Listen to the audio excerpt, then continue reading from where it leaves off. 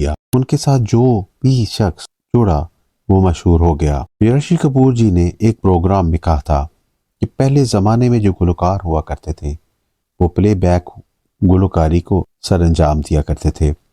आज के दौर में भी होते हैं। मुझे इनसे कोई शिकायत तो नहीं है। ये सिंगर रॉक स्टार सिंगर्स हैं।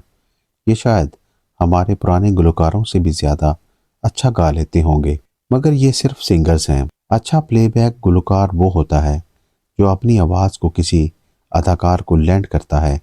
मिसाल के तौर पर जब मोहम्मद रफ़ी साहब गाते थे, जब वो शम्मी कपूर पर फरमाया जाता था, लगता था शम्मी कपूर गा रहे हैं। जब दिलीप कुमार साहब पर फरमाया जाता तो लगता दिलीप कुमार साहब गा रहे हैं। और जब जॉनी वॉकर पर यही गाना बजता तो जॉनी वॉकर ही लगता गा रहे हैं। और जब महमूद पर बजता तो ऐसे लगता जैसे महमूद ही उसे परफॉर्म कर रहे हैं। और जब धर्मिंदर पर ये आवाज़ होती तो ऐसे लगता कि धर्म जी ही से गा रहे हैं। और ऋषि कपूर जी ने कहा जब ये आवाज़ मुझ पर होती तो ऐसे लगता कि ऋषि कपूर ही गा रहा है। ये हुई ना प्लेबैक वाली बात। लेकिन अगर हम आज के दौर में देखें तो हर सिंगर, हर आदमी जिसे सुरों का पता नहीं, वो नुसरत फतेह अली खान बनने बैठा है। जो हरकतें रफ़ी साहब करते थे वो हर हीरो को सूट करती थी, क्योंकि वो सही तरीके से अंजाम देते थे। उनके सारे अंदाज हीरो के लिए बेहतरीन थे।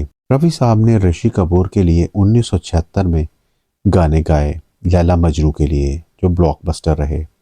फिर 1977 में हम किसी से कम नहीं के गाने गाए। और फिर 1977 में अमर अकबर एंथोनी के लिए गाने गाए।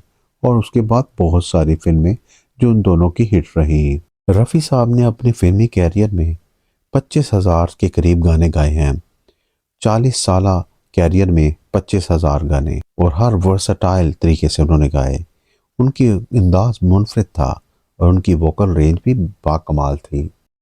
रफ़ी साहब 1944 से 1948 तक 100 गाने गा चुके थे। उन्होंने हर अदाकार के लिए गाया था गाना। जैसे सबसे पहले नाम लेते हैं जॉनी वॉकर का। जॉनी वॉकर की ज़िंदगी में रफ़ी साहब का बहुत बड़ा किरदार रहा है। 155 गाने जॉनी वॉकर के लिए रफ़ी साहब ने गाए हैं। रफ़ी साहब की खसूसियत जो बाकमाल थी वो थी हर अदाकार की अदाकारी पर उनकी आवाज़ का जचना, जैसे कि वो अदाकार ही गा रहा हो।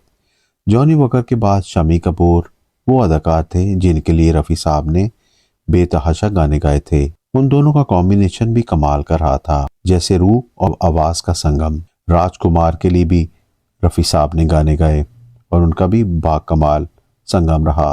राजकुमार